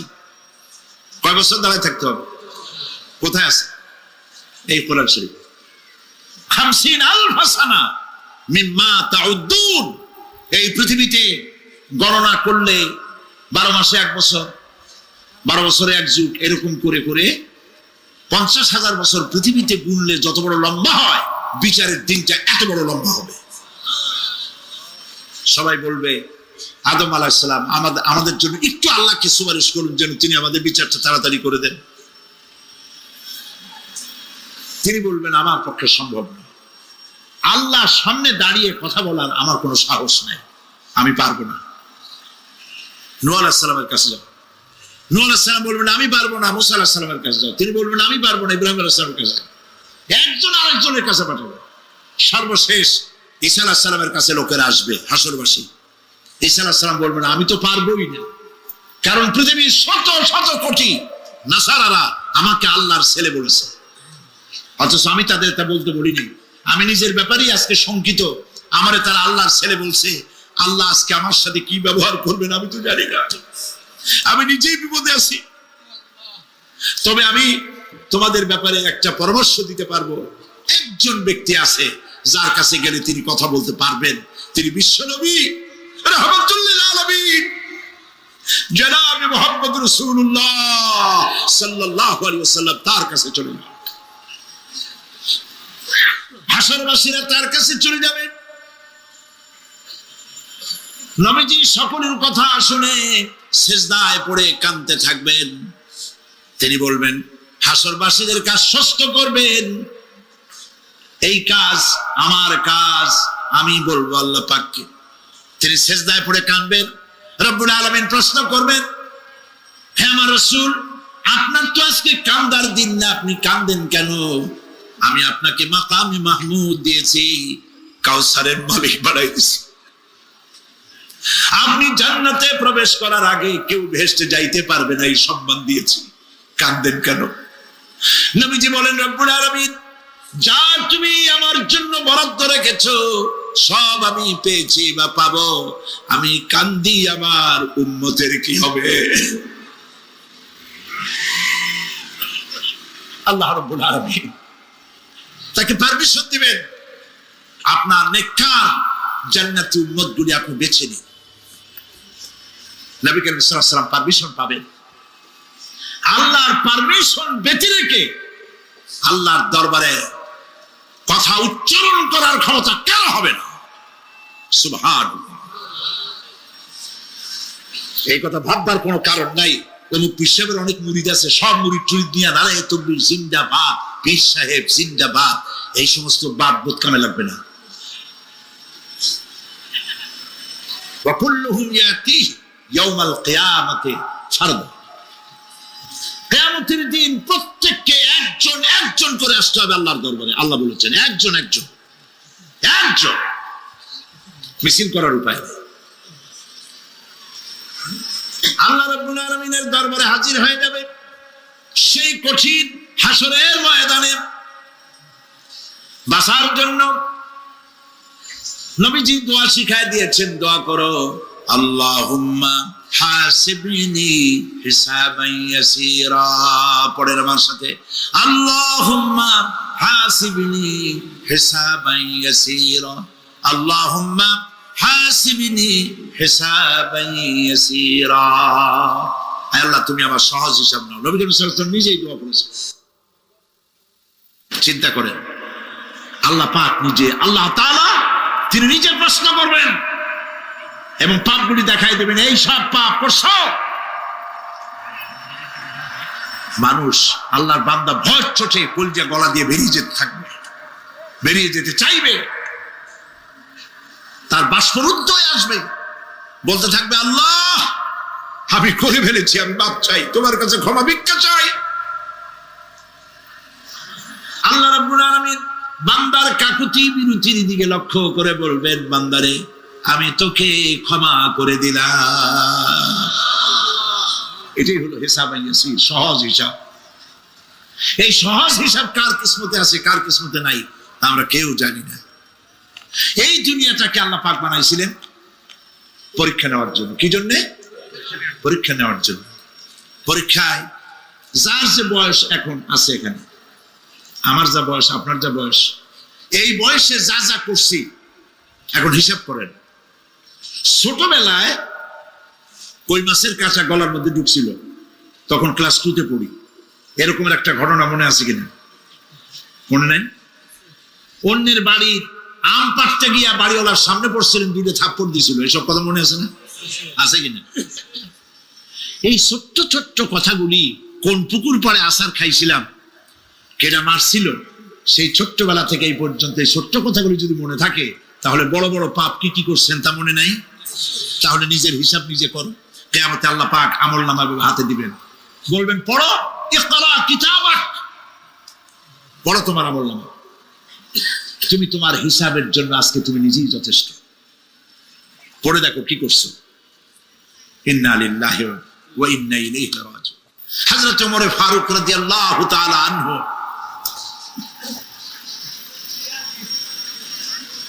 তিনি একবার অন্ধকার রাত্রে যাচ্ছিলেন, পিছনে ছিল অনেক লোকজন ছিল। হাঁটতে হাঁটতে তিনি প্রশ্ন করলেন, আচ্ছা তোমাদের মধ্যে কি কেউ আছে এমন বলতে পারো যে কোরআন শরীফের মধ্যে সব থেকে হতাশাব্যঞ্জক আয়াত কোনটি?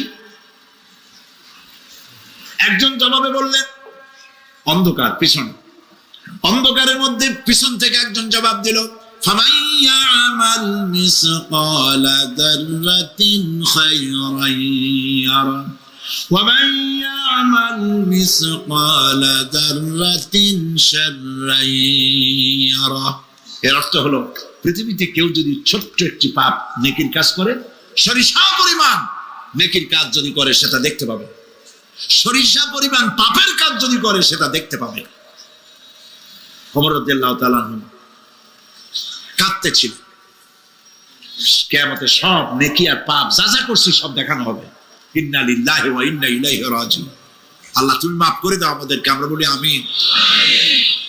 কতক্ষণ হাঁটার পরে তিনি প্রশ্ন করলেন, আচ্ছা মুমিনদের জন্য কোরআনের মধ্যে সব থেকে আশাব্যঞ্জক কোন আয়াত কি আছে? পেছন থেকে আওয়াজ এলো, মুমিনদের জন্য আশাব্যঞ্জক একটি আয়াত আল্লাহ রাব্বুল আলামিন কোরআনের মধ্যে দিয়েছেন, সেটি হচ্ছে লা তাকনাতু মির রাহমাতিল্লাহ। আমার রহমত থেকে, আল্লাহর রহমত থেকে হতাশ হয়েও না, নিরাশ হয়ে যেও না। অর্থ হচ্ছে আমরা পাপ করেছি, আমরা সবাই গুনাহগার কিনা বলেন? স্বীকার করি আমরা সবাই গুনাহগার কিনা? সবাই গুনাহগার। এই গুনাহগার মানুষগুলি যদি গুনাহে তওবা করে, গুনার জীবনে করব না তওবা করে কেউ যদি আল্লাহর রহমতের দিকে এক বিঘত অগ্রসর হয়, হাদিসে কুদসির ভিতরে এসেছে আল্লাহ পাক বলেন, আমি আমার ওই বান্দার দিকে এক হাত আগায়া যাই। কোন বান্দা যদি গুনাহ তওবা করে আর যদি গুনাহ না করে আমার দিকে যদি হেঁটে আসে, আমার রহমত বান্দার দিকে দৌড়াইয়া যায়। আল্লাহর গজবের চাইতে রহমত বেশি। বান্দা তোমার গুনাহ যদি আকাশ সমান হয়, আল্লাহর, তোমার গুনাহ যদি পাহাড় সমান হয়, আল্লাহর রহমত আকাশ সমান। তোমার গুনাহ যদি আকাশ সমান হয়, আল্লাহর রহমত তার আরশে আজিম ছায়া গেছে। সুবহানাল্লাহ। মাপ চাও, ক্ষমা চাও, তওবা করো, জীবনে গুনাহ আর করবে না। যে ব্যক্তি তওবা করবে, গুনাহ থেকে বাঁচবে, আল্লাহ তাদেরকে রক্ষা করবে। প্রিয় ভাইয়েরা, এই দুনিয়ার জিন্দেগিতে পৃথিবীর মহব্বতে আমরা পাগল হয়ে গেছি। সবাই শুধু টাকা টাকা, টাকা ছাড়া দুনিয়াটা ফাঁকা। দুনিয়া কা মজা লে লো, দুনিয়া তোমারি হ্যায়। খাও দাও ফুর্তি করো, দুনিয়াটা মস্ত বড়। এগুলি শয়তানদের কথা। কাদের কথা? শয়তানদের কথা। আল্লাহ বলেছেন কুলু ওয়া তামাত্তাউ, খা, জব্বর খাও, খা, খার ভর্তি কর, মাতাউন কালিল সুম্মা মাওয়াহুম জাহান্নাম ওয়া বিসাল মাসীর। সামান্য কয়েকদিনের জন্য দালান কোঠা বানাইয়া ভর্তি কর, এরপরে জায়গা হবে জাহান্নামে। জায়গা হবে কোথায়? জাহান্নামে। প্রিয় ভাইরা, এই দুনিয়া তার দৃষ্টান্ত একটা পরের স্ত্রীর মতো সুন্দরী যুবতী, রূপবতী, স্বাস্থ্যবতী পরের একটা স্ত্রী। এইটারে দেখে আফসোস করে কোনো লাভ আছে? জবাব দেন, যারা কথা বোঝেন তারা জবাব দেন। অন্যের সুন্দরী তরুণী, তন্নী, রূপবতী যুবতী, রূপের ছটায় চতুর্দিকে আলোকিত, এরকম একটা পরের বউ দেখে আফসোস করে কোনো লাভ আছে? ওর তো বিয়ে হয়ে গেছে, তুমি আফসোস করে লাভ কি? গলা দড়ি গিয়ে মরলেও লাভ নাই। এই পৃথিবী একটা সুন্দরী পর স্ত্রীর মতো, একে যত মহব্বত করবেন আল্লাহর রহমত থেকে তত দূরে চলে যাবেন, আর এই দুনিয়ার উপরে যত লাথি মারবেন আল্লাহর দিকে তত আগায় যাবেন। খালি টাকা চাই, টাকা টাকা। বাড়ি একটা আছে আরো 6টা চাই, দোকান 5টা আছে আরো 7টা চাই, গাড়ি একটা আছে আর 50টা চাই। এই চাই আর চাই, খাই আর পাই, এই করতে করতে মানুষের জীবন শেষ হয়ে যায়। আহারে, খবরের মধ্যে কোনো প্রচন্ড শাস্তি বা জাহান্নামের আগুন ইত্যাদি দিয়েছি, প্রচন্ড কোনো শাস্তি হবে না। শাস্তি হবে কবর আযাব, আযাবুল কবর হক, আযাবের কবর হবে, তবে জাহান্নামের শাস্তির মতো হবে না। আসামি কনভিক্টেড না হওয়া পর্যন্ত, বিচার না হওয়া পর্যন্ত যেমন ফালায় রাখে জেলখানার কোন রুমে বা হাজতখানায়, ওই রকম সিজিন নামক একটা জায়গা আছে, ওইখানে রেখে দেবে। শাস্তি হবে কিসের উপরে? রুহের পরে। অনেকে মনে করে যে কবর হলো ওই শুধু মাটির মধ্যে ওইটা, কিন্তু এইটার নাম শুধু কবর না। মানুষের জীবনের 4টে স্তর। কয়টা স্তর? একটা হলো আলমে আরওয়াহ, আরেকটি হচ্ছে আলমে আজসাম অথবা আলমে আসবাব, আরেকটি হচ্ছে আলমে বারজাখ, আরেকটি হচ্ছে আলমে আখিরাত। কয়টা হলো? 4টা। আলমে আরওয়াহ রূহের জগৎ, যেখান থেকে আমরা আসছি, আর আলমে আজসাম বা আলমে আসবাব হলো বস্তু জগৎ, যেখানে আমরা আছি। এরপরে মৃত্যু থেকে শুরু করে কিয়ামতের দিন পর্যন্ত যে সময়টা, এই সময়টার নাম হলো আলমে বারজাখ। বারজাখ শব্দের অর্থ হলো জবনিকা, পর্দা, স্ক্রিন, একটা পর্দার আড়ালে নিয়ে যাওয়া হবে। এরপরে হবে আলমে আখিরাত, যেখানে জবাবদিহির জন্য সকলকে উঠতে হবে। শাস্তি হবে রুহের উপর। এখন আপনি বলবেন যে রুহের শাস্তি হয় কেমনে? রুহ তো দেখা যায় না। রুহ কি দেখা যায়? রুহ সম্পর্কে প্রশ্ন করা হয়েছে, ওয়ায়াসআলুনাকা আনির রূহ কুলির রূহু মিন আমরি রাব্বি। নবী, আপনাকে প্রশ্ন করা হয় রূহ কি জিনিস, আপনি বলুন রূহ হচ্ছে আল্লাহ পাকের একটি অর্ডার। তো এই অর্ডার, একটি হুকুম, যার কোনো আকার নাই, এইটারে আল্লাহ শাস্তি কেমনে দেবে? এই শাস্তি আপনি এই দুনিয়ায় বুঝতে পারবেন। হঠাৎ করে আপনার গ্রেফতারি পরোয়ানা জারি হয়ে গেছে, তখন একটা টেনশন ক্রিয়েট করে। এই শাস্তিটা কোথায় হয়? বডির উপরে না রুহের উপরে? রুহের উপরে হয়। ঘুমায় আছেন, স্বপ্নে দেখতেছেন বাঘে তাড়াইতেছে, বউ কাছে শোয়া, পুলিশে তাড়াইতেছে, বাঘে তাড়াইতেছে, সাপে তাড়াইতেছে, ঘেমে ভয়, আপনি ভয়তে ঘেমে হার্টবিট এত বাড়ছে, ঘুমের থেকে জেগে বউরে ধমকাচ্ছেন যে আমার বাঘে তাড়াইলো, তুমি একেবারে নাক ডেকে জন্মের মতো ঘুমাইতেছো। বউ তো টেরই পাইনি, ঠিক কিনা? এই যে বাঘে তাড়াইলো, পুলিশে তাড়াইলো, সাপে তাড়াইলো, ঘুমের মধ্যে কষ্টে ঘাম বেরিয়ে গেল, এই শাস্তিটা কিছুর উপরে হইলো? রুহের উপরে। এটা আল্লাহ দেখাই দিলেন, মরার পরে এর থেকে মারাত্মক কঠিন শাস্তি রুহের উপরে হবে। তারপরে বডি বানানো হবে জাহান্নামে দেওয়ার জন্য। এগুলির ব্যাপারে আমি আলোচনা করেছিলাম চট্টগ্রামে এবছর, সূরা নাবার তাফসীর করেছিলাম। সূরা নাবা, আম্মা ইয়াতাসাআলুন, 5 দিন তাফসীর করেছি। 31 জন হিন্দু, খ্রিস্টান, মুসলমান হয়ে গেছে এবার চট্টগ্রামে। নবী করিম সাল্লাল্লাহু আলাইহি ওয়াসাল্লাম বলেছেন, কেউ যদি দুনিয়ায় বেঁচে থাকা অবস্থায় কিয়ামতের দৃশ্য দেখতে চায়, সেজন্য সূরা নাবা, সূরা আত-তাকবীর, সূরা নাজিআত, সূরা আল-ইনফিতার, এই সূরাগুলি যেন পড়ে, তাহলে দুনিয়ায় জীবিত থাকা অবস্থায় কিয়ামতের দৃশ্য দেখতে পারবে। ইমানদার ব্যক্তি, যে ব্যক্তি মরার সময় মুখে উচ্চারণ করতে পেরেছে লা ইলাহা ইল্লাল্লাহু মুহাম্মাদুর রাসূলুল্লাহ। জোরে সোরে পড়েন লা ইলাহা লা ইলাহা লা ইলাহা লা ইলাহা ইল্লাল্লাহু মুহাম্মাদুর রাসূলুল্লাহ। কালেমা পড়ে মারা গেল। এরপরে কবরের ভিতরে মুনকার নাকির ফেরেশতা এসে হাজির হয়ে যাবে, প্রশ্ন করবে মান রব্বুকা।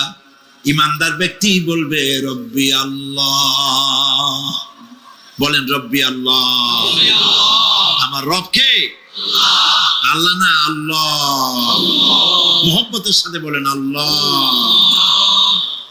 কেউ যদি হৃদয়ের গভীর কন্দর থেকে, কলিজার মধ্য দিয়ে, মনের মণিকোঠা থেকে একবার যদি গভীর রাত্রে জেগে একবার যদি বলে আল্লাহ, আল্লাহ পাক 70 বার সাড়া দিয়ে জিজ্ঞেস করেন বান্দা কি চাও বলো আমি হাজির। কি মজার নাম আল্লাহ, এর থেকে মজার নাম পৃথিবীতে নাই। এই মজা বেশি পাবেন তাহাজ্জুদের সময়। সুবহানাল্লাহ বলেন। রাত জাগতে শিখুন, তাহাজ্জুদের নামাজের অভ্যাস করুন। সমস্ত নবীদের উপরে তাহাজ্জুদ পড়া বাধ্যতামূলক ছিল।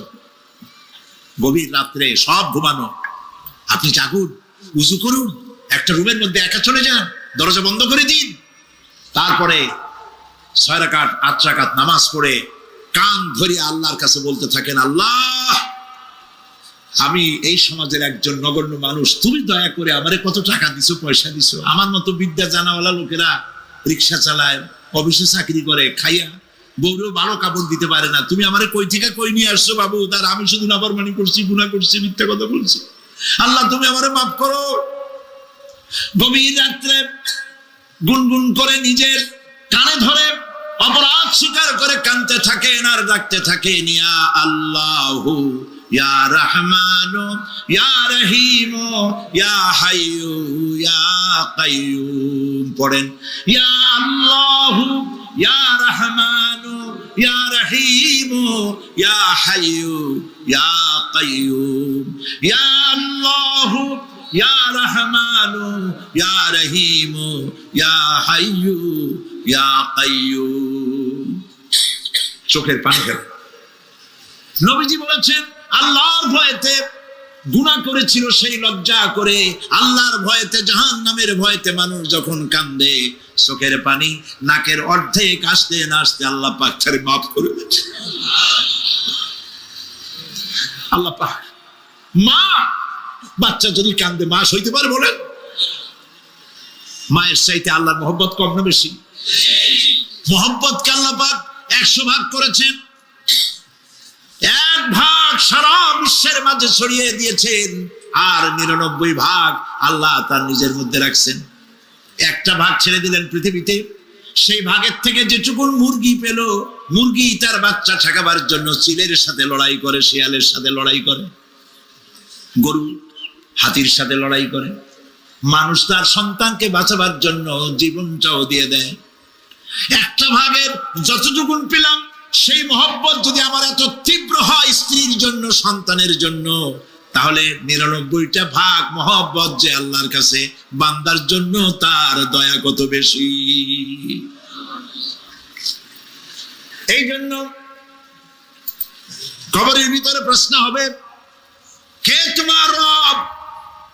মুমিন ব্যক্তি বলবে রব্বি আল্লাহ, আমার রব আল্লাহ। ওয়ামা দীনুকা, তোমার দিন কি? বলবে দীনুল ইসলাম। ওয়ামান নবিয়ুকা, তোমার নবীকে?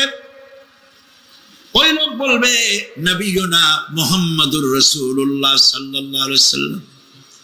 হাদিসে এসেছে ওই সময় নবীজির চেহারা মোবারক দেখানো হবে, প্রশ্ন করা হবে মা কুনতা তাকুলু ফি হাদার রাজুল, এই লোক সম্পর্কে তোমার ধারণা কি? লোকটি বলবে হাদা নবিয়ুনা মুহাম্মাদুর রাসূলুল্লাহ সাল্লাল্লাহু আলাইহি ওয়াসাল্লাম, ইনি তো আল্লাহর রাসূল, আমার নবী। সঙ্গে সঙ্গে গায়েব থেকে আওয়াজ হবে ফাফরিসু বিল জান্নাতি ওয়ালবিসু বিল জান্নাহ, ও আমার ফেরেশতারা, আমার বান্দার জন্য জান্নাতের বিছানা কবরের মধ্যে বিছায় দাও, আর আমার বান্দাকে জান্নাতের পোশাক পরায় দাও। জান্নাতের পোশাক পরায় দাও, জান্নাতের বিছানা বিছায় দাও, আর তার কবরটাকে প্রশস্ত করো। ইলা মাদ্দা বাসারা, যদ্দূর তার চোখের দৃষ্টি যায় অদ্দূর বড় বানায় দাও কবর। ফেরেশতারা বলবেন নোম কানাউমুল উরুস, দুলামিয়া যেমন বাসর সজ্জায় বউ নিয়ে ঘুমায়, তুমি আরামে ঘুমায় থাকো ইলা ইয়াউমিল কিয়ামা। ভাই সাহেব, এই পৃথিবীর সব ফাঁকিবাজি, মোহ, সব মোহ, স্ত্রী পুত্র পরিজন মাল ধন কিচ্ছু না, কোনো দাম নাই। আল্লাহকে ভয় করুন, আল্লাহকে ভয় করে চলুন। ভয় তো করতে পারলাম না, এত বড় একটা রমজান মাস চলে গেল। রোজা আসছিল তাকওয়া সৃষ্টি করার জন্য, সারা জীবন রোজা রাখলাম, মুত্তাকি হইতে পারলাম না। এটা ঠিক কিনা বলুন?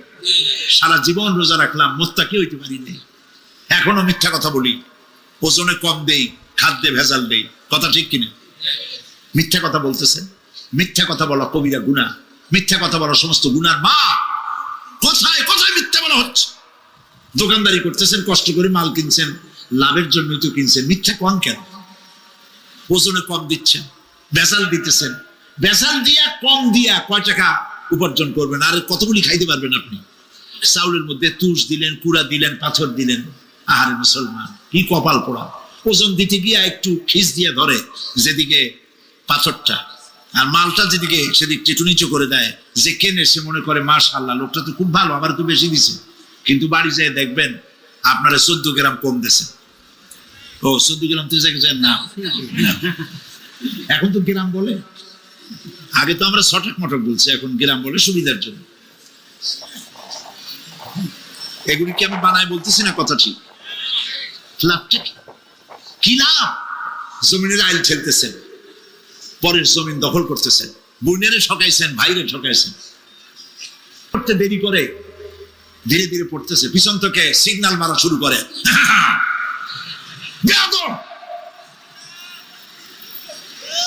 ইমাম যদি নামাজের মধ্যে, ইমামকে কখনো গলায় কাশি দিয়ে আপনি ডিকটেট করতে পারবেন না, বেয়াদবি, নামাজ নষ্ট হয়ে যাবে। অনেকে করে কিনা বলো? ওর নিজেরটা শেষ হয়ে গেছে, এই জন্য ইমাম করে না কেন, সেই জন্য কাশি দেয়। এটা ফাজলামি করার জায়গা না। প্রিয় ভাই সব, সুতরাং আমল যদি ভালো না হয়, মসজিদ সুন্দর বানায় লাভ হবে না। আমল যদি ভালো না হয়, সুন্দর জামা টুপি পরে কোনো লাভ হবে না। শরীরে হয়েছে ক্যান্সার, আর মাথায় মাখতেছে লক্ষ্মী বিলাসের তেল, লাভ আছে? বলেন লাভ আছে? কোনো লাভ নাই। আমল পরিবর্তন, মিথ্যা ছাড়তে হবে, মিথ্যা ছাড়তে হবে। ওয়াদা করতে পারবেন যে মিথ্যা আর বলবো না? পারবেন? ওজনে কম দেব না, ওয়াদা করতে পারবেন? জমিনের আইল ঠেলবো না, পরের হক নষ্ট করবো না, অহংকার করবো না, পারবেন? তাহলে জান্নাতের রাস্তা ক্লিয়ার হবে, নইলে ক্লিয়ার হবে না। ওয়াদা করি, বলেন ইয়া আল্লাহ। দুই হাত উঁচু করেন, বলেন ইয়া আল্লাহ, তোমার পবিত্র নামে কসম করি, ওয়াদা করি, যতদিন পর্যন্ত মালাকুল মউত আমার মাথার কাছে না আসতেছে, ফরজ নামাজ, ফরজ রোজা ছেড়ে দেব না। ইয়া আল্লাহ, আর মিথ্যা কথা বলবো না, ওজনে কম দেব না, খাদ্যে ভেজাল দেব না, অধীনস্থ নারীদেরকে বেপরদা রাখবো না, অহংকার করব না, সুদ খাবো না, সুদ দেব না, ঘুষ খাবো না, ঘুষ দেব না, শিরক করব না, বেদাত করব না। আল্লাহ তাআলা, তুমি দয়া করে আমার ওয়াদা কবুল করো, আমিন। হাত নামা। আল্লাহ পাক কবুল করুন, সবাই বলেন আমিন। যদি এই ওয়াদা পালন করতে পারি, জান্নাতের রাস্তা ক্লিয়ার হয়ে যাবে। আর ওয়াদা পালন করতে পারবো না, ওয়াজের মাহফিলে এসে কোনো লাভ নেই। বছরের পর বছর ওয়াজ শুনবেন, আমলের পরিবর্তন হবে না, কোনো লাভ নাই। দোকানদারেরা ওজন টোজন ঠিক মতো দেন, মিথ্যা কথা বলা বাদ দেন, ওজন একটু কমাইয়ে দিয়া, খাদ্যে ভেজাল দিয়া কোনো লাভ নাই। এগুলি আপনি কবরে নিতে পারবেন না, শুধু পাপ আর পাপ। কথা বুঝে আসছে আপনাদের? প্রত্যেকটি মানুষকে তাওহীদবাদী হতে হবে, শিরক মুক্ত হতে হবে। শিরক হলো মাজার গুলিতে গিয়ে মনের আশা আকাঙ্ক্ষা সেখানে বলা, এটি হচ্ছে শিরক। এই কাজ আপনারা করবেন না। কুমিল্লা কি মাজার আছে? আছে? কোন মাজারে যাবেন না, কোনদিন যাবেন না, কোন প্রয়োজন নাই। বিপদে পড়েছেন, উযু করবেন, মসজিদে চলে যাবেন, সুবহানাল্লাহ বলেন। মসজিদে গিয়ে 2 রাকাত কাজায়ে হাজাতের নামাজ পড়বেন, আল্লাহর কাছে কাঁদবেন। মাজারে যিনি শুয়ে আছেন বিশ্বাস করেন, কোরআন শরীফ আমার সামনে, বিশ্বাস করুন, যিনি কবরে শুয়ে আছেন আপনাকে 4 পয়সার উপকার করতে পারবে না। মাঝখানে আপনি শিরকের গোলামি আল্লাহর দরবারে হাজির হবেন। মাজারে টাকা দিবেন না, পয়সা দিবেন না, মানত করবেন না। মাজার একটা ব্যবসা। মাজার আজকাল কি? মাজার আর রস সব ব্যবসা। আপনারা এইসব কাজে যাবেন না। আগরবাতি, মোমবাতি, চাদর দেওয়া, মশারি দেওয়া, এগুলো মুসলমানের কাজ না। হিন্দু, খ্রিস্টান, বৌদ্ধ যা করে আমরা কি তা করতে পারি? জোরে বলেন, পারি? কবরে যদি একটু চিন্তা করেন ভাইরা, মাথাটা একটু খাটান, কবরে যদি চাদর দেওয়াই লাগে তাহলে রাসূল করিম সাল্লাল্লাহু আলাইহি ওয়াসাল্লামের কবরের উপরে সোনার সুতা দিয়ে চাদর দেওয়া উচিত ছিল। তুলার সুতা না, সোনার সুতা। আর ওই রকমের দেওয়ার সিস্টেম হলে উম্মতেরা সোনার সুতা না, নিজের বুক নিজে ভাইয়া কলিজা পার করে রাসূলুল্লাহর কবরের উপর দিয়ে দিত। নবীর পরে সম্মান সাহাবায়ে কেরাম। সাহাবায়ে কেরামদের কবরের উপরে চাদর নাই, আগরবাতি নাই, মোমবাতি নাই, গোলাপ পানি নাই, গম্বুজ নাই। মাজার একটা হইছে, সেটারে গম্বুজ বানাইতে হবে। কেন গম্বুজ বানাবেন? দরকারটা কি? তওবা করুন, জিন্দেগিতে আর কোনোদিন মাজারে কোনো সাহায্য করবেন, 1 পয়সাও না। টাকা পয়সা দিবেন, টাকা পয়সা দিবেন, এতিমকে দিবেন, ভিক্ষুককে দিবেন, বিধবাকে দিবেন। পরীক্ষা দিতে পারে না, ফি দিতে পারে না, পরীক্ষা দিতে পারছে না, ওরে দেন। বাড়িতে চাল নাই, পানি পড়ে, ওরে দেন। অন্ধ মানুষকে দেন, লুলাকে দেন, এতিমখানায় দেন, মাদ্রাসায় দেন, টিউবওয়েল বানায় দেন যেখানে পানি নেই। এই সব কাজ করেন, সব হবে। সুবহানাল্লাহ কর। মাজারে, কোন মাজারে, আজকের মাহফিলে যত লোক হাজির হয়েছেন, কোন মাজারে কোন টাকা পয়সা, আগরবাতি, মোমবাতি, চাদর জিন্দেগিতে দেবেন না। কারা দেবেন না? হাত উঁচু করে দেখান। আলহামদুলিল্লাহ। হাত নামান, হাত নামান। এরপরে থামেন, থামেন। এরপরে দেশে আজ অশ্লীলতার সয়লাব আমরা দেখতে পাচ্ছি। গতকালও আলোচনা করেছি। গত 5 বছর যারা ক্ষমতায় ছিলেন, অভিনয় নিয়ন্ত্রণ আইন তারা তুলে ফেলেছিলেন।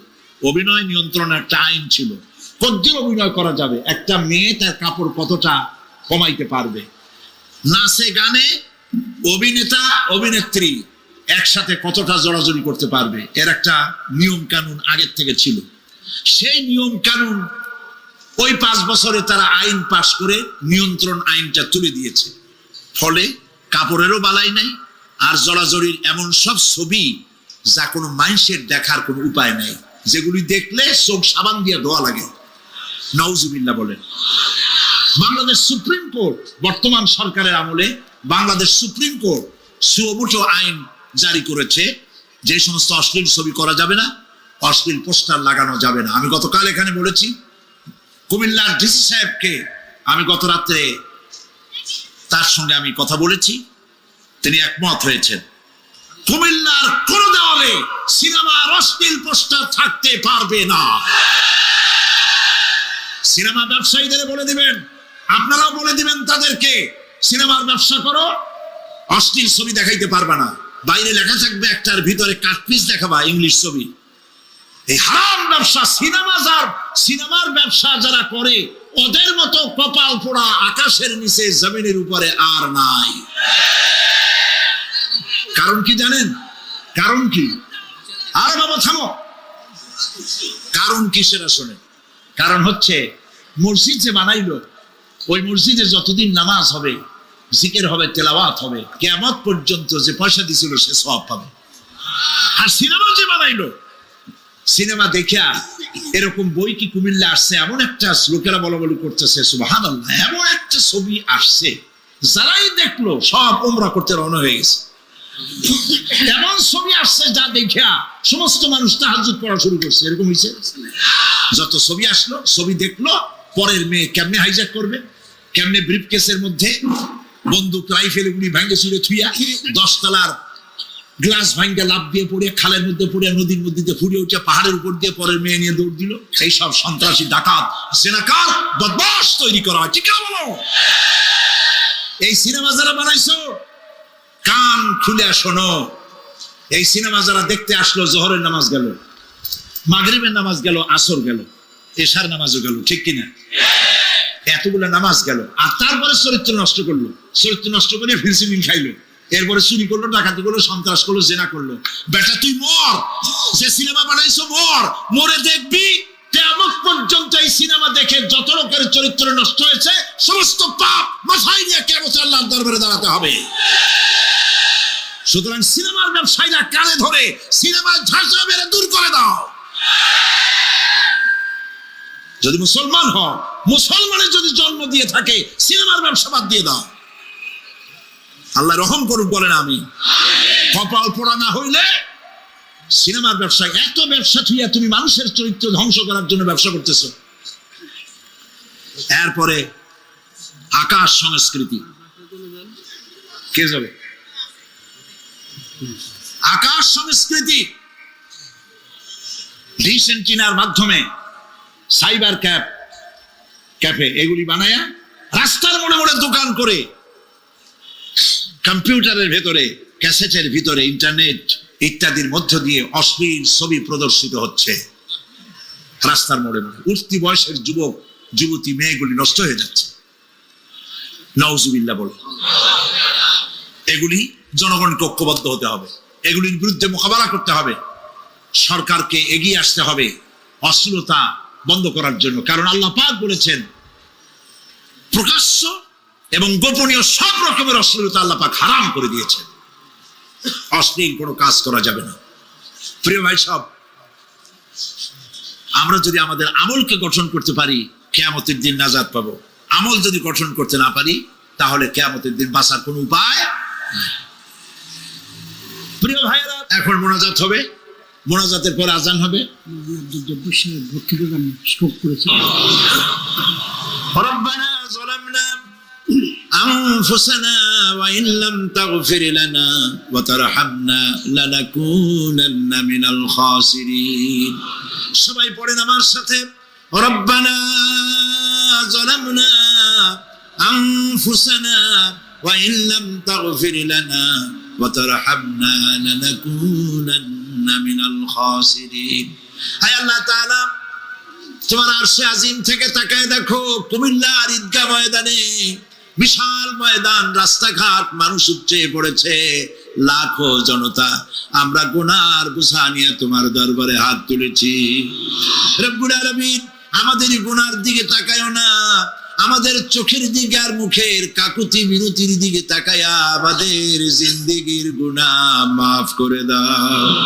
রব্বুল আলামিন, সারা জীবন নাফরমানি করেছি, শিরক বিদআত সহ এমন কোন গুনাহ নাই যা কম বেশি আমরা করি নাই। আল্লাহ তাআলা দয়া করে আমাদের জীবনের গুনাহ মাফ করে দাও। আয় আল্লাহ তাআলা, আমাদের মধ্য থেকে যাদের আব্বাজান দুনিয়া থেকে বিদায় হয়ে গেছে, আমাদেরকে কত কষ্ট করে তারা মানুষ করেছিলেন, আজকে তারা দুনিয়ায় নাই। আল্লাহ তাআলা, বিদেশে যদি আত্মীয় স্বজন চলে যায়, মাসে মাসে অথবা প্রতিদিন টেলিফোনে খবরও পাওয়া যায় আমাদের মা বাপ দুনিয়া থেকে বিদায় হয়ে গেছে, বছরের পর বছর, যুগের পরে যুগ, কি অবস্থায় আছে কোনো খবর জানি না। রব্বুল আলামিন, আমাদের গর্ভধারিণী জনম দুঃখিনী মা নিজে না খেয়ে আমাদেরকে